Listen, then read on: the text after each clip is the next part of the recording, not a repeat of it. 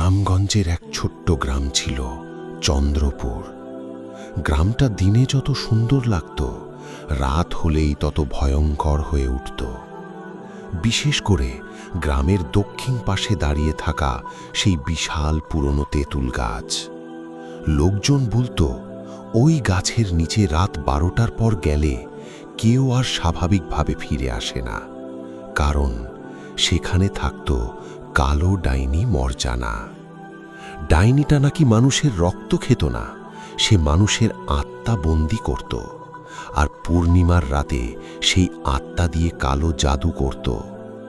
গ্রামের মানুষ ভয় পেয়ে সন্ধ্যার আগেই দরজা বন্ধ করে দিত, কিন্তু গ্রামের এক যুবক রাহাত এসব বিশ্বাস করত না।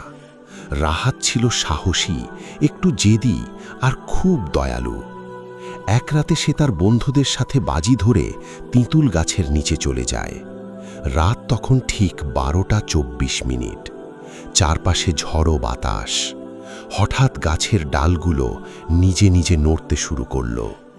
তারপর একটা মেয়ের কান্নার শব্দ, বাঁচাও, আমাকে বাঁচাও।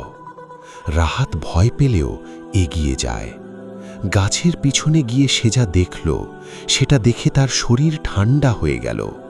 সাদা পোশাক পরা এক অপূর্ব সুন্দরী মেয়ে মাটিতে বসে কাঁদছে। তার লম্বা চুল বাতাসে উড়ছে, আর তার চোখ দুটো অদ্ভুত নীল আলোয় জ্বলছে।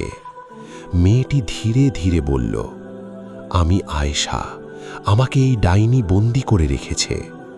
রাহাত প্রথম দেখাতেই মেয়েটির প্রেমে পড়ে যায়, কিন্তু সে জানত না এই সুন্দর মেয়েটি আসলে মানুষের কেউ না, সে ছিল আয়েশা পরী। আয়েশা জানালো, অনেক বছর আগে ডাইনি মর্জানা কালো জাদুর মাধ্যমে পরীদের রাজ্যে হামলা করেছিল। সব পরী পালিয়ে গেলেও আয়েশা ধরা পড়ে যায়। তারপর থেকে তেঁতুল গাছের নিচে তাকে বন্দি করে রাখা হয়েছে। রাহাত আয়েশাকে মুক্ত করার সিদ্ধান্ত নেয়, কিন্তু গ্রামের বৃদ্ধ লোকেরা তাকে সাবধান করে দেয়, যে আয়েশাকে মুক্ত করতে যাবে কালো রাত 24 তার মৃত্যু নিশ্চিত। কিন্তু প্রেম মানুষকে ভয় ভুলিয়ে দেয়। পরের রাতে রাহাত চলে যায় গ্রামের শেষ প্রান্তে থাকা এক ভয়ঙ্কর তান্ত্রিকের কাছে। তার নাম তারকনাথ। লোকটা অন্ধকার ঘরে বসে আগুনের দিকে তাকিয়েছিল।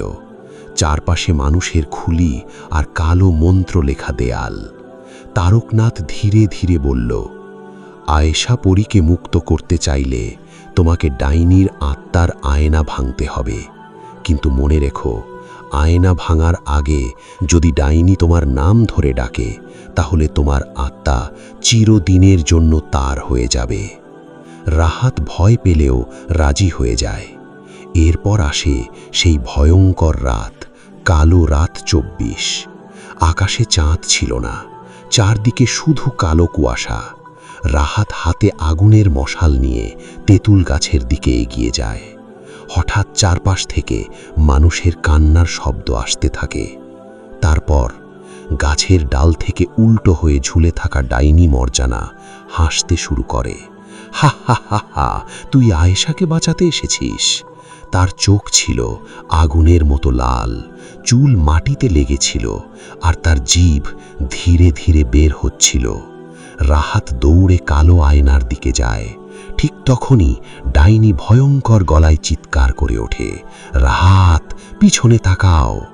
কিন্তু রাহাত তারকনাথের কথা মনে করে পিছনে তাকায় না।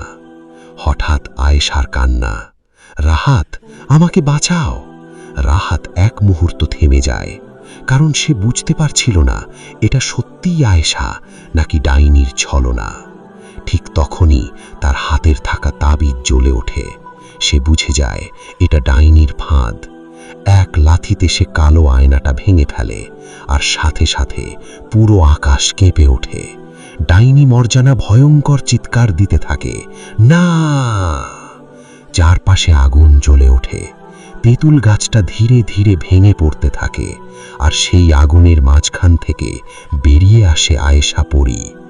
আজ তার চোখে আর কষ্ট নেই, বরং অদ্ভুত মায়া আর ভালোবাসা। সে ধীরে ধীরে রাহাতের কাছে এসে বলল, তুমি আমাকে মুক্ত করেছ, এখন আমি চাইলে পরীদের রাজ্যে ফিরে যেতে পারি। রাহাত কাঁপা গলায় বলল, তাহলে যাও। আয়েশার চোখে পানি চলে আসে। সে বলল, কিন্তু আমি তোমাকে ছেড়ে যেতে চাই না।